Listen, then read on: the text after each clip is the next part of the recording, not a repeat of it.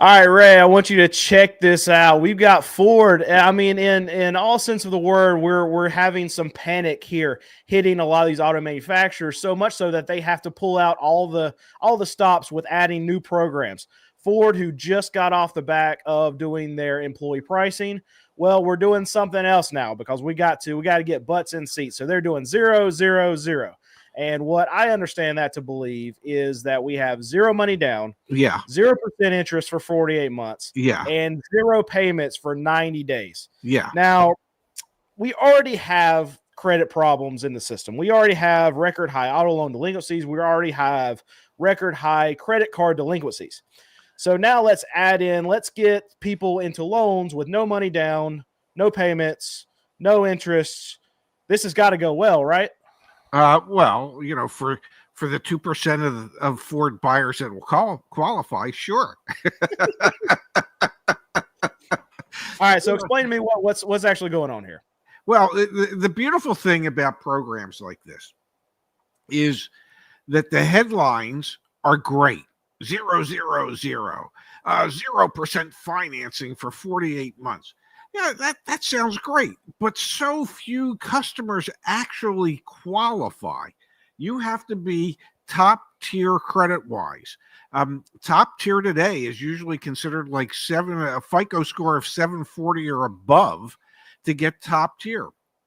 If you don't qualify, if your credit score is 680, you could be tier 3 instead of tier 1.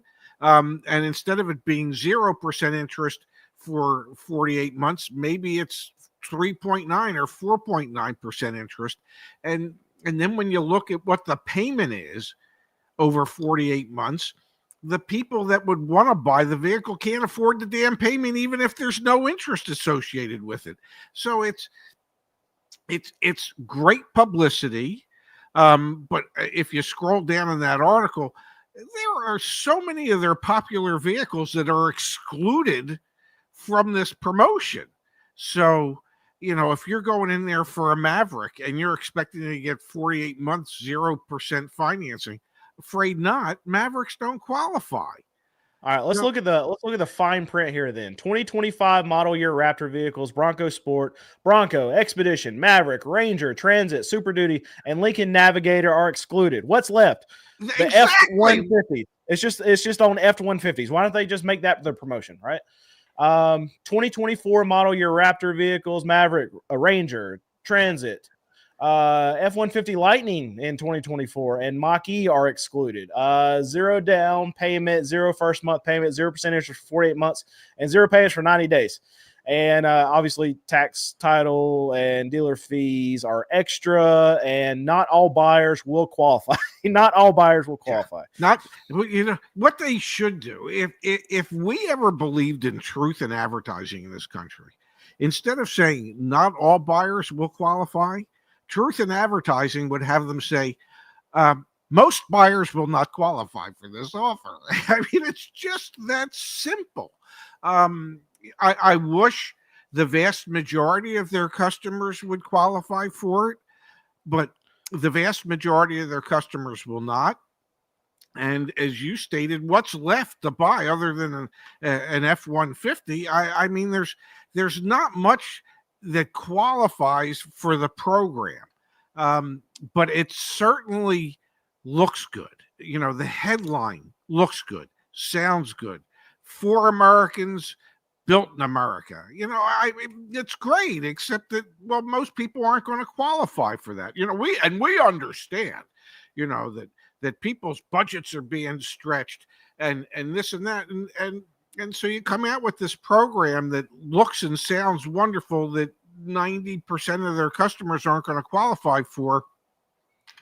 It feels disingenuous to me to a certain degree. No, not in the car market. No. And I understand where they're coming from. It's there's a reason it's called marketing. You got to make it sound good. You got to create this perception, and the perception is that, man, Ford's doing everything to help the American car buyer, when in fact, I think only 20% the population out there actually are top tier credit, tier one credit wise. 20%. So It might be less than that now. very well could be, but I believe the number was around 20%. So instantly 80% of potential customers do not qualify for that program. So my question to you is, so for this 48 months no interest, does Yeah. the consumer have to get the vehicle, the F-150, paid off in that 48-month span? Yeah, absolutely. All right, The so car that loan's brings me. I was going to say Yeah, the car loan's going to be written for 48 months. And so whatever the amount financed would be divided by 48 months. And if that payment doesn't shock you, nothing will.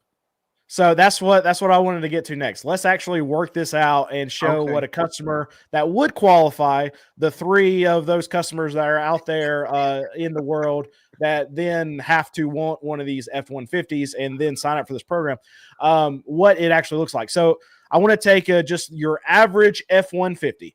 Okay. And for me, that's an XLT because it's not the King Ranch, it's not a Lariat, it's not top tier, and it's not the bottom of the barrel, it's not the steel wheels, it's not the STX, which is a little bit below that. So what are we looking at? We're looking at $64,000. And I wanted to pull that into one of these auto loan calculators that you see right here. Auto loan, I brought it down $63,000, month term, 48 months.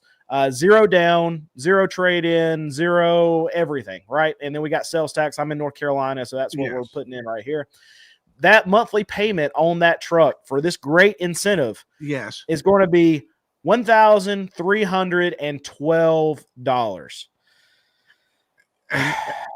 And if the reason you came out with this program is because we recognize that because of everything that's going on, inflation and everything else, that people are having a tough time stretching their money to fit things into their budget.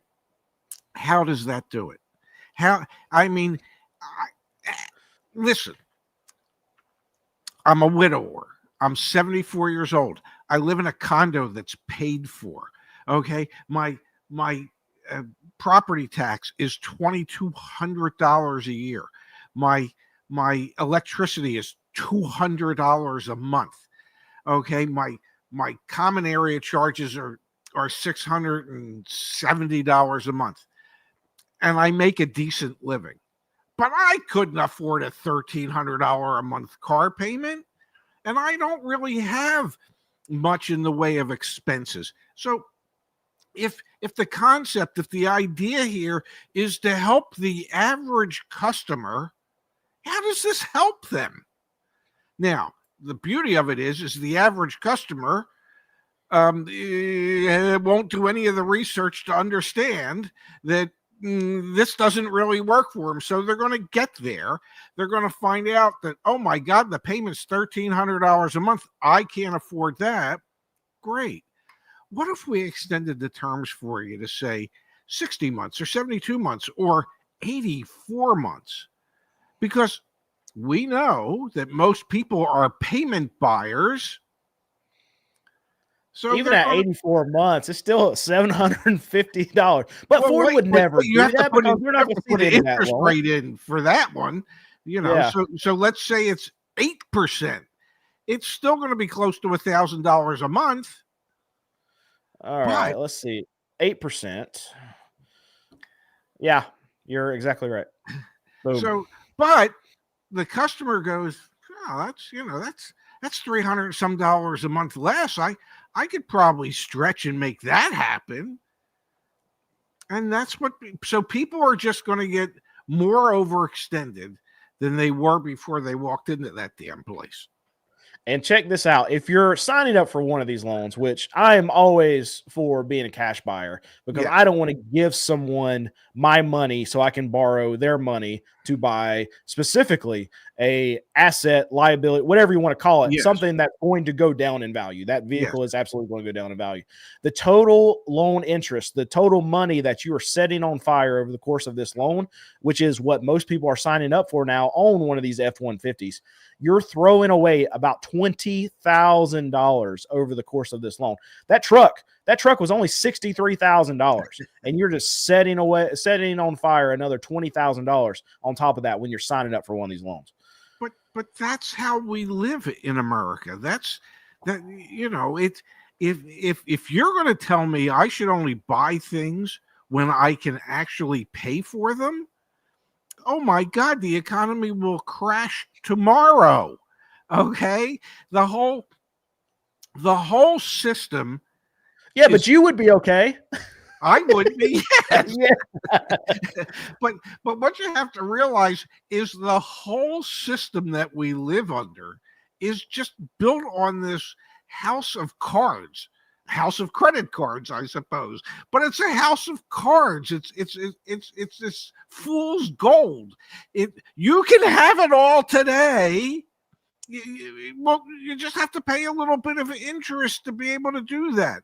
It's like on your credit card statement, if you look at it and you go, and you know your minimum payment's $35, and if you only pay your minimum payment in 13 and a half years, you will have paid off the current debt that you have, and it'll only cost you another $10,000. It is like people just buy the payment. How much is it going to cost me per month? That's all they know. And that is why we're, as a nation, so financially illiterate. We're looking at the wrong thing. And Ray, Ford is trying to help you get into that $1,300 a month payment. Yes. And they want you to get into that $1,300 a month payment on one of these F-150s that they come effed off of the line. That's why they're called an F-150, because look at all of these recalls stacking up. I just did a video recently, and my producer gave me a list of all the recalls that have happened just in the last 6 months, I believe. Yes. And I had a minute and a half worth of footage just reading off all the recalls that Ford has issued over the last 6 months. But here we go. We got another one. We got Ford recalls, 850,000 vehicles for defective fuel pumps. And these are all, I think, trucks that were within the last 2 or 3 years produced. For the most part, yes. Yeah, insane. And we know, you look at these numbers, and here's the key for me. It was either 2012 or 2014. General Motors set a record for the most recalls in a year. A full calendar year. And I believe it was 74 total recalls for the year. Ford, through yesterday, is up to 89 through July 14th. We've got 6 more months to go. And yet, you look at their numbers and their sales are up. So I don't know what that says to you, but what it says to me is nothing quite succeeds like failure. Okay. They have figured out a way to get more people to buy more of their product that they know is going to fail. And the public seems to be okay with that for the most part. And we have heard and have had conversations about brands that have bad reputations due to quality issues. And yet, for whatever reason, the brand that has the most quality issues never seems to suffer the consequences attached to that. Why is that? There's a question for you. Why is that? So, I mean, here's the thing. They keep on having these recalls time after time, and people continue to just buy theirs. I feel like we're at a place where consumers just don't research vehicles. They'll research the crap out of a TV. Yeah. And look, I'm going to go back in time. I used to work at Sears a long time ago, so I know everything there is to know about selling and buying and anything TV related. My wife makes fun of it. I'm being sarcastic because I worked there 20 years ago. And so anytime there's a TV question, I was like, oh, I used to sell TV, so I know exactly what's good. No, I don't. But anyway, people would spend hours and hours and hours standing in that electronics department trying to figure out which TV they were going to buy. I feel like with a purchase of a vehicle now, people aren't spending more than just looking at the actual product from the outside, actually deciding what a vehicle is. Do you have that experience that you see now when you were back selling cars? Do you feel like people research the actual vehicles more than what they do now?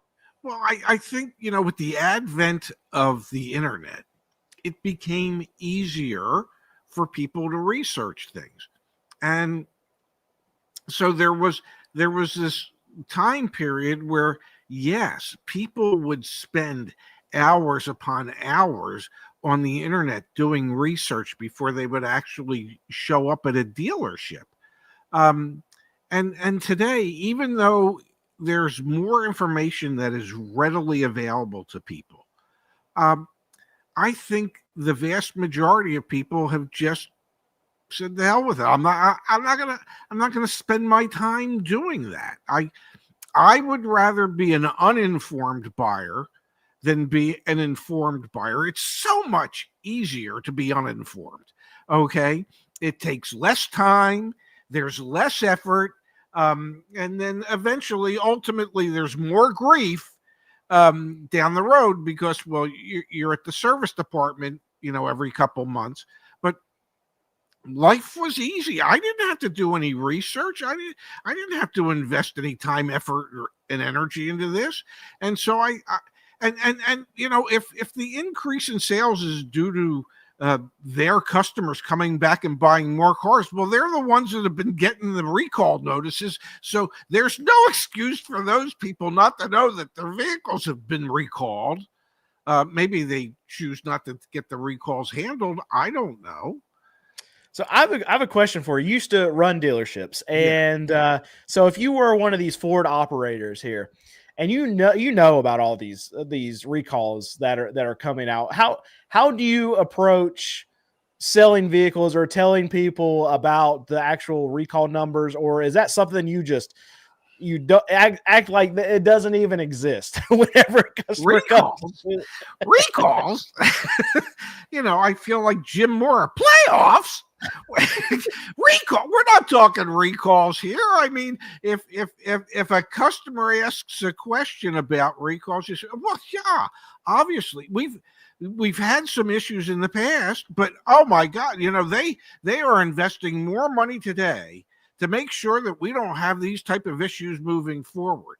I mean, when was it? Was it in the 80s or 90s when Alan Mulally, who had run Boeing, came to Ford and created the slogan because they had quality control issues, and the slogan was at Ford, where quality is job one. Yeah. Okay, they did a marketing campaign. We are going to convince the American people that we know there are issues with the vehicle, and that has become our mantra to correct it. Quality is job one, or in this case, job none. It is literally, it is just corporate speak and corporate BS.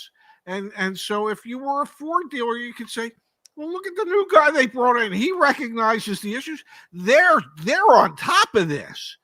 You shouldn't have any issues moving forward. I wouldn't worry about it.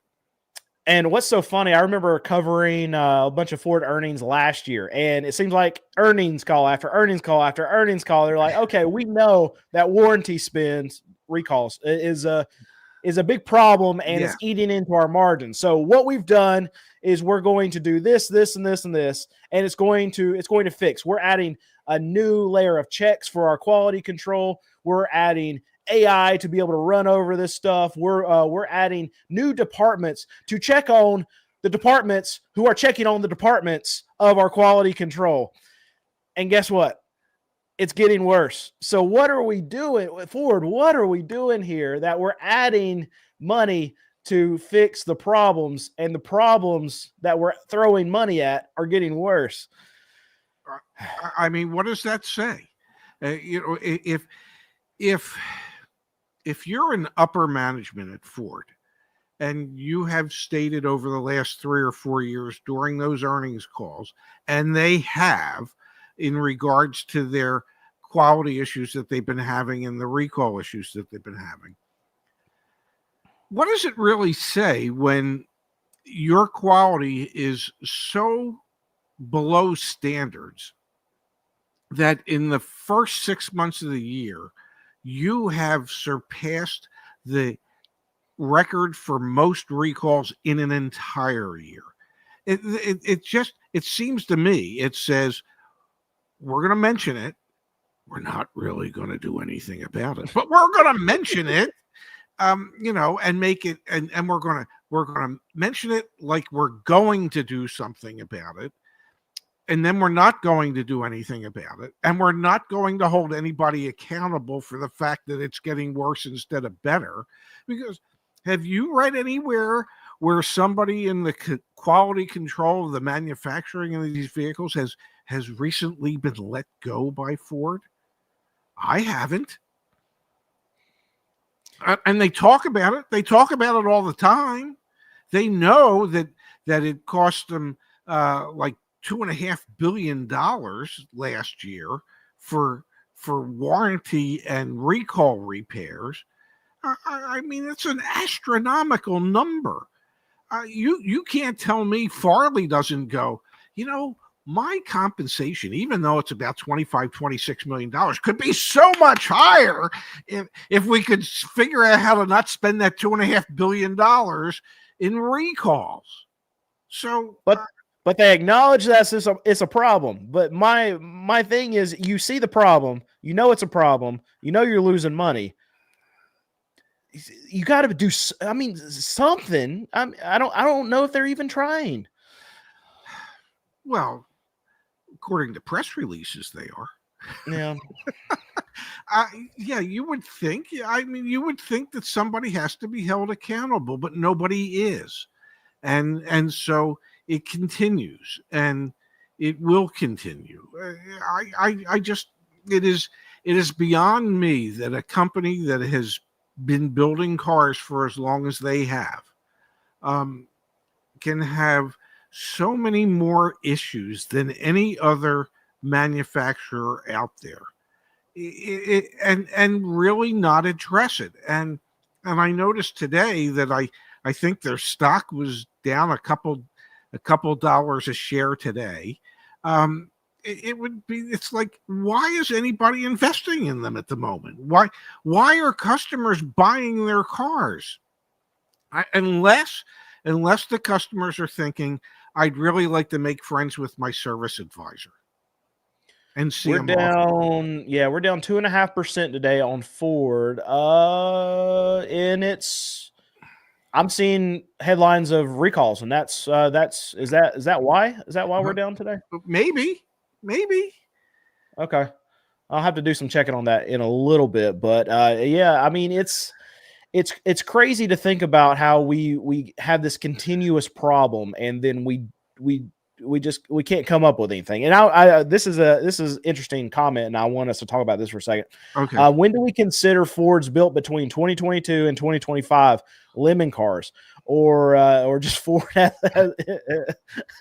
just Ford in general? So one thing I want to point out is that for me as a used car dealer who goes these auctions and buys cars, there's certain cars we don't buy, and we won't even look at. And one car that falls into that, well, I wouldn't say one type of car, is any Nissans with a CVT transmission. Yes. And I'm almost wondering if, just like this commenter is addressing, is that 10 years from now, are we going to have vehicles that are made around this era, not even necessarily Ford's problems, but we have a lot of manufacturers that have a lot more recalls than what we've seen in the past decades?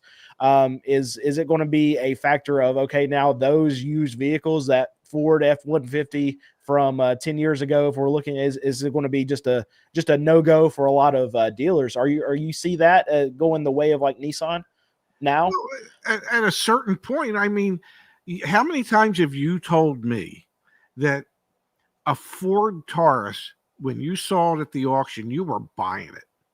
Okay, because they were bulletproof. Well, I don't think. No, not bulletproof, but they were easy to fix, and I knew what was going to go wrong with them, and they were going to be cheap. But there you go.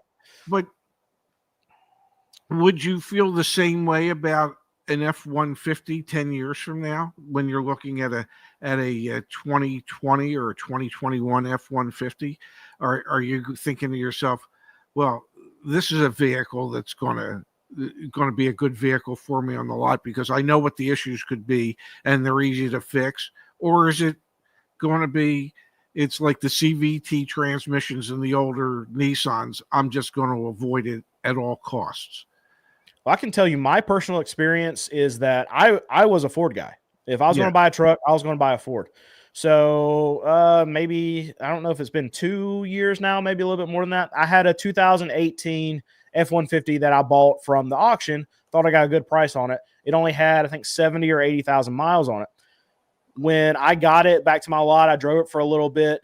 The motor, I mean, I had to go through and do timing. I had to do valves. I had to do I had to do everything on this truck right after I bought it. It was like a $5,000 or $6,000 rebuild that I had to do on this motor. And after that, I sold it because this is a very common thing with these motors. Yeah. And I can tell you, I have not bought a F-150 for myself. Me being a Ford guy, I've not bought a F-150 for myself.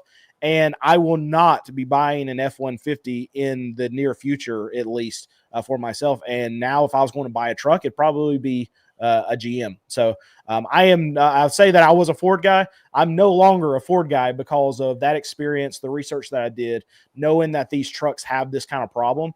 And I feel like you're going to have a lot of buyers that are going to fall in the same camp that I did, where a truck that's got 80,000 miles on it should not have these issues. No, there's no reason for a vehicle today at 80,000 miles to need a new engine. Unless the first owner thought when they read the owner's manual that you're supposed to change the oil every 75,000 miles, not every 7,500 miles. Because I can tell you, when I was at the Mini dealership, the number of people that and maintenance was covered on a Mini for 3 years or 4 years. The number of people that would never come in and get their oil changed and just let the oil turn to sludge, and then wonder why Mini wouldn't cover it under warranty because, well, Mini said that's abusive. But I mean, other than that, I can't think of a reason why an engine should fail. If you're changing the oil regularly, frequently, like my car today, my new car has a whole 1,100 and some miles on it. I'll probably do an oil change, my first oil change at 2,500 miles. It's going to take me another 3.5, 4 months to get there, but it is so inexpensive to do an oil change in order to keep your vehicle not needing to have an engine prematurely. I mean, it's amazing what fresh oil can mean for an engine.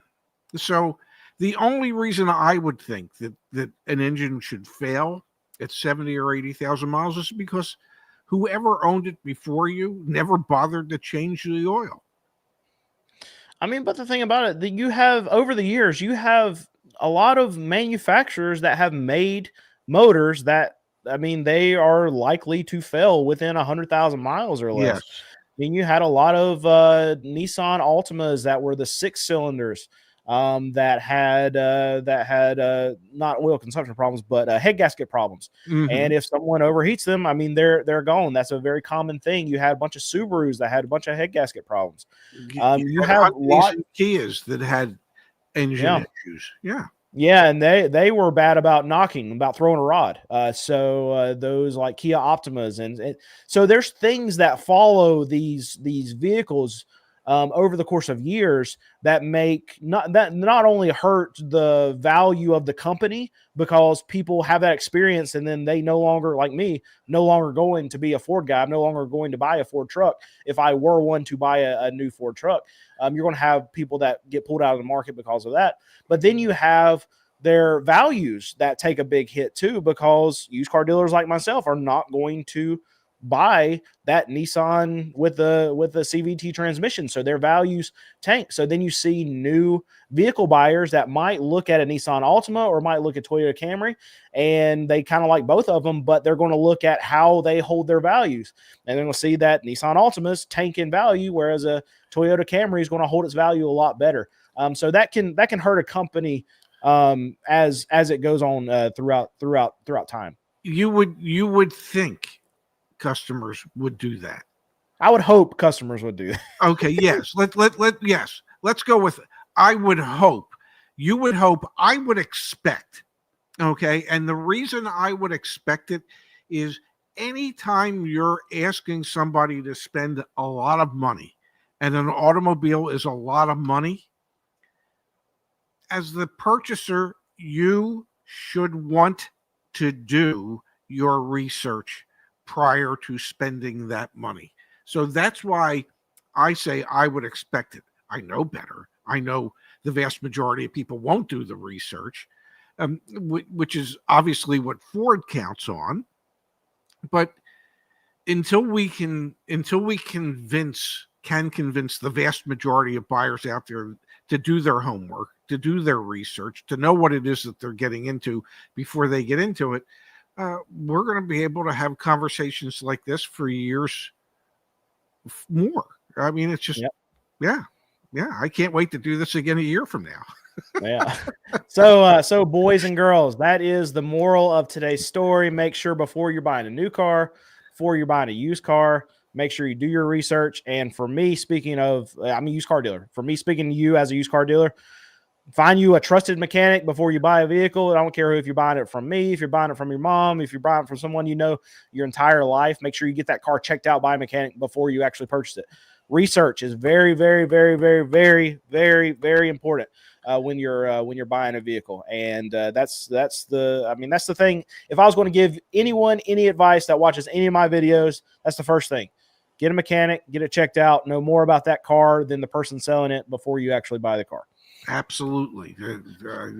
We talk about it all the time, a pre-purchase inspection. You should always get a pre-purchase inspection done on any pre-owned car, and you should do your research before you even start looking at them. Yep. And we'll leave you with that today, Ray. Thank you. And we'll try to get this done again a week from today, 1:30. And do you know what a week from today is? Hopefully I'm not missing something big. It's the 22nd. I don't know. What is it? That would be my son and your friend Zach's 30th birthday. So wow, he's old. He's getting there. I'm old. He's not. But yes, we will do this next Tuesday on Zach's birthday. I promise. All right. Well, we will see you next Tuesday then. And thank you guys for watching. Like, subscribe, do all the things, Ray. And I'll see you next week. You guys.